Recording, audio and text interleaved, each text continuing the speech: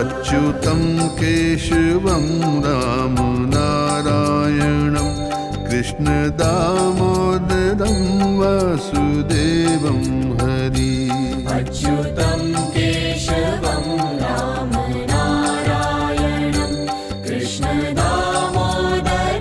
वासुदेवं हरि अच्युतं केशवं रामनारायणं